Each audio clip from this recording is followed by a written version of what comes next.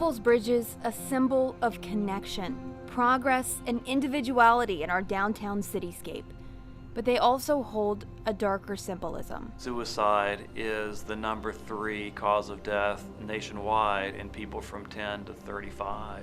The increase in the past 5 years has refocused attention to people who attempt suicide, but people jumping to end their lives is nothing new. The Jackson family lost their son, Chancey, 21 years ago. July 12, 1999, our 18-year-old son, Chancey Maurice Jackson, took his life by jumping off the 2nd Street Bridge. A breakup with a girlfriend, flunking out of summer school, and a wreck in his dad's car were the main stressors in Chancey's life, according to his dad, William, and stepmom, Wanda.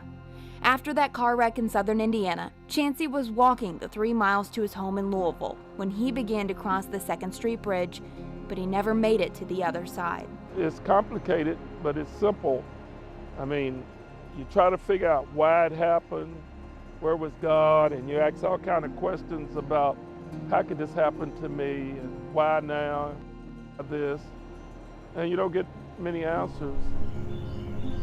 After Chancey jumped off the 2nd Street Bridge, his body stayed under the water for 2 days. Then, on the 3rd day, his body was found down the river at the hydro plant.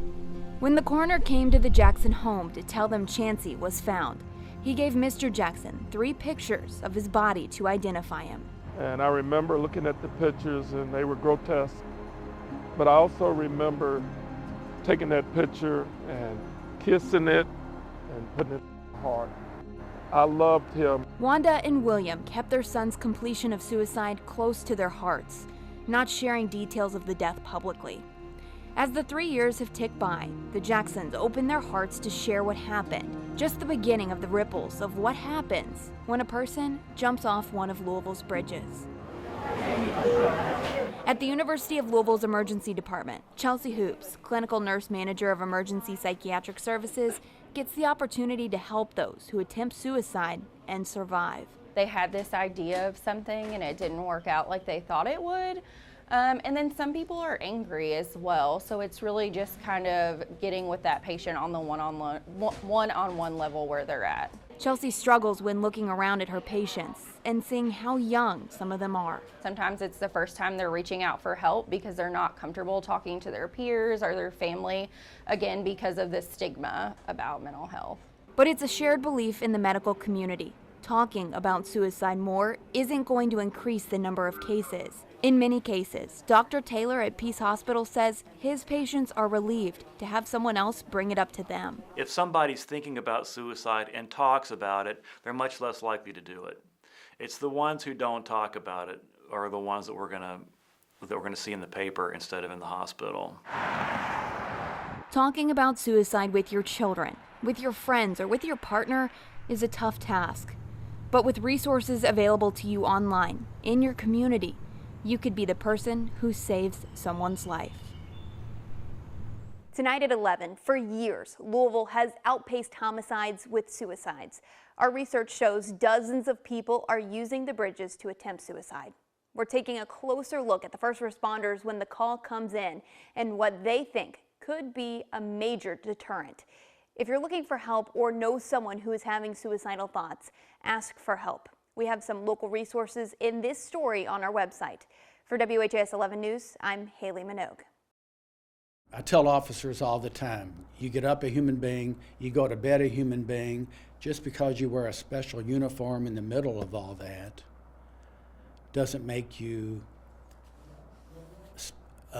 abnormally special. You have feelings and emotions. LMPD's counselor, Dr. Freville, shared repeated trauma officers witness seriously impacts their own mental health.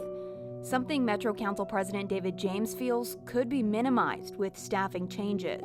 As a former LMPD detective, James's experience with mental health crisis in Metro Louisville is extensive. And he knows with our current systems in place, as far as involuntary commitment is concerned, we have to do better. I can recall on more than one occasion where the person was taken there for their 72-hour hold and evaluation and then were released, and the next day they either killed somebody or killed themselves. For the past 21 years, Chad Crick has been with LMPD. And before he joined the River Unit 11 years ago, he had no idea how gruesome and frequent these deaths were. The water under the bridges is only deep in a small portion. Most places, it's so shallow, jumpers will get stuck in the muddy bottom of the river and drown. If we don't have a really good last scene point, it doesn't really matter how many divers we put in the water, because there's a chance that we're probably not going to find the victim. Crick's worries are echoed by Randy Croney, Louisville Fire Department Lieutenant Colonel. Randy says in his lifetime, he couldn't begin to guess how many runs he's made to the bridges. Last year alone, he says the fire department responded to 90. It's hard. It's hard when you pull up and you know somebody has already jumped. And we have a job to do. We have to set aside the reason why they jumped. We just have a job to do to try to locate that person or that family's loved one. For 3 decades, Randy joined the team, rushing to the river anytime a call came. And whenever you get put in that situation and you do pull off a rescue or you do pull somebody out of the river, that makes the person feel good, that they have actually done their job to the best of their ability. With countless runs to the bridges, Lieutenant Colonel Croney and Officer Crick both think signs on the bridges with hotline numbers and messages of encouragement could make a big difference. I think any of that stuff would help. If you could save 1 out of 5 people, at least you saved that one. I reached out to the Kentucky Transportation Cabinet to ask about adding signs with suicide hotline numbers to the bridge. They responded saying in part that they're always looking for ways to help people in crisis. They've added signs to other bridges in the state, and if people want the signs, they should call. The phone number is 502-210-5400. In the studio, I'm Haley Minogue.